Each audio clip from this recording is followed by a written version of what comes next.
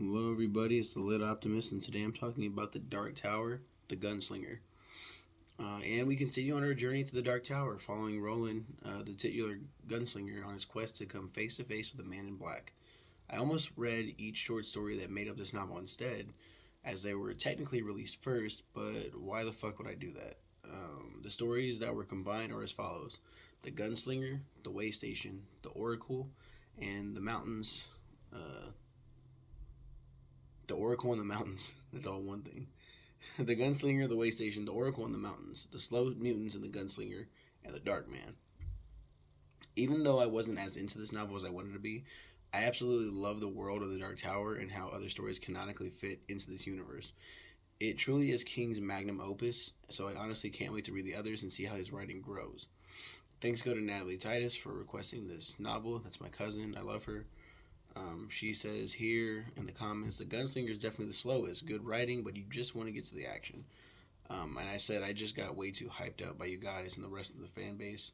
Glad it picks up in the next one. It also, it's not a terrible read, but I didn't like the I didn't like the tone. I guess the tonality would be the word. I don't like how it was trying to be like. It felt like it was trying to be like Lord of the Rings, like very fantasy. Um, Even though like he's a gunslinger, he's this world is kind of Tolkienish, Tolkienish, like very fantastical. But then, yeah, Western fiction with fantasy, science fiction, and horror. And this one, there's some really good shit that happens in this. I'll say it right now. The Gunslinger and the Dark Man is the whole thing. Okay, and it's so weird looking back on this one. This is the start of his journey to the Dark Tower. And I look back on it kind of with fondness now. I think the problem with this novel that I have is that it's not a novel. It's five short stories within one novel.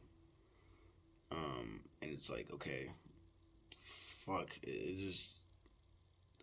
it feels fractured, which is pretty dope looking back on it because like the story is a very fractured, messy, complicated, beautiful story. So this is a good jumping off point. I mean, Little Sisters of Illyria comes out first, and I think it's been added into the 2003 re-release, The Little Sisters. Um, I think. Let me see this shit real quick. That came out in 1998. So this came out in 1982. We wouldn't get another Dark Tower novel until like 5 years later. And then it's 4 years, 6 years. Then we have Little Sisters a year later. And then we didn't get another. Oh wait, never mind. Shit. 98. What? 4 years? 5 years later, we get the Dark Tower 5. A year later, we got Dark Tower, the last two books in the series, and then wrapping it up. 8 years later, in 2012, we got the Dark Tower, the Wind Through the Keyhole, which takes place between 4 and 5, and we'll talk about all these. I read them sequentially. I'm not going to read them by release. I'm not going to read them that way. I'm going to read them canonically how I feel they should be read. Is this the shortest one in this? Is this the shortest one in the series? I really thought this was. I thought there was one that was. That one was a little just slightly longer, and that one, the sixth book, is one that I thought was like the shortest, but it's actually not. I'm so fucking pumped to talk about this. You have no idea. We go back. There's so many good like Easter eggs, and I think we talked about the Man in Black, who is Randall Flagg. He's a character that he's a man of many faces. He has a lot of shit going on for him. Roland Deschain is a great main character. In this book, I forget which short story, he meets this boy named Jake Chambers, and he's a just an orphan kid. And he's like, "I'll take you with me." and I'll protect you. And it comes to a point where his faith, I guess, his morality is tested. Will you sacrifice this boy, this young child, on your quest to the Dark Tower? Like, if it benefits you to get to the tower faster, or um, at all, if it benefits you at all on your journey, like, and I forgot how it benefits him. Like, what does he get out of it? I forget. But he sacrifices Jake. He throws him down a fucking cavern. Jake in the real world. That's what happened. Jake in the real world was pushed by a man in front of a car and died. He comes back to life in this world. He kind of flips into this world, and then Roland kills him again. It's really fucked up. And Jake's like, I knew I shouldn't have trusted you, like, because he knows he's gonna die. He's like, you're gonna kill me, and pushes him off the fucking cliff.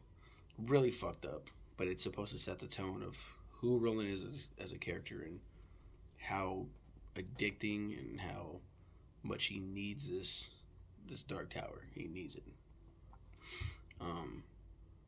And getting into it with the man, they how do you say it, palaver? They sit in front of each other and talk. There's a bunch of shit. There's a bunch of shit going on here.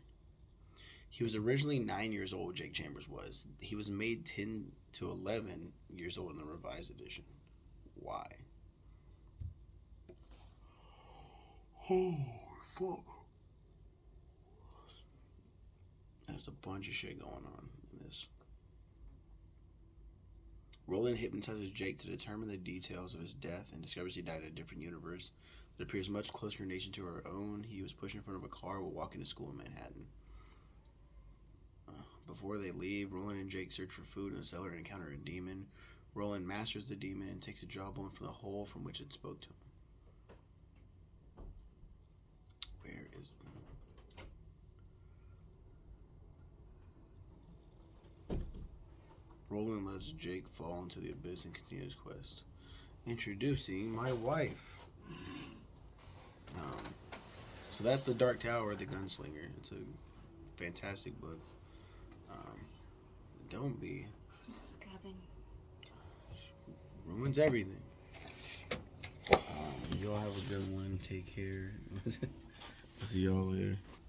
Oh, watch out for my USB drive. Oh, the quality got better. Bye, everybody.